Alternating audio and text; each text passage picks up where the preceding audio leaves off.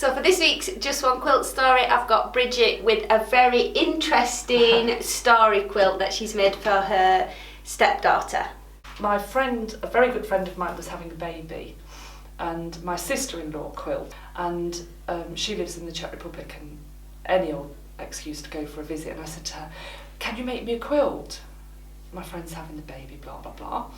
No, I can't make you a quilt, you'll have to come over and make it yourself, you can sew. And that was it. We call it being infected by the quilting gene in our family. So I made that quilt, and then I was like, oh, I could do this. This one particularly is for my stepdaughter, Sarah, who came to live with us when she was probably 17, 18. And she loves books. She's now 32. She teaches English as a foreign language over in Korea at the moment, but she travels. Her thing is travel, her suitcases. And she kept saying to me, I haven't got a quilt. I don't have a quilt. I was saying, you travel too much. But in South Korea, it gets very, very cold in the winter.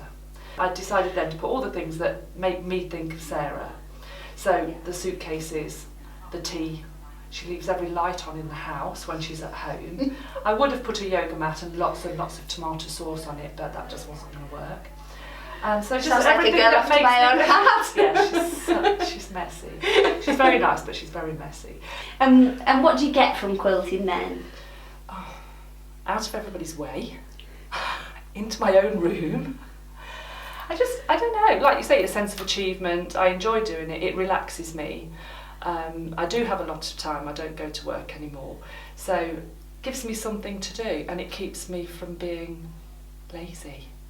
How do you feel when you look at something like that then? Oh, I don't know, it makes you feel sort of happy, doesn't it, really, I suppose. Anything that you've made yourself, it always makes you feel happy. And I just hope that, I worry when I give them away, well, they think, what do I want this for? But then you should just tend to make people a quilt that you know it's going to make them happy. And it'll probably end up covered in broccoli and tomato sauce and a bit of tea. But it's hers, she can do with it what she will when she's got it. And does it make you feel proud? I mean, to me it's a really lovely achievement. Well, I suppose it does. You don't really think about it until someone asks you the question, and then, yeah, I suppose it does. Yeah, you feel, yeah, I've done that. My mum used to sew a lot. I'm sorry, I wouldn't fancy doing that. But if she looked out, she'd just say, oh wow. Do you think about leaving a legacy, or does that not enter into it? It is something, because my friend said to me, she actually sent me a message, and she said, oh, I thought of you when I saw this. And I said, what was it? And when I watched the video, it was an old lady's funeral. And they had put all of the quilts that they could get, that she had made, over the pew ends of the church. And I went, oh my gosh, what a nice idea, because all the people that would go have had this quilt, and they were all special people to her in one way. So they were then saying thank you. What a lovely thing. Maybe one day somebody will do that, but I don't know. I'll tell the kids to put one over my coffin, maybe. But don't burn it. Who knows?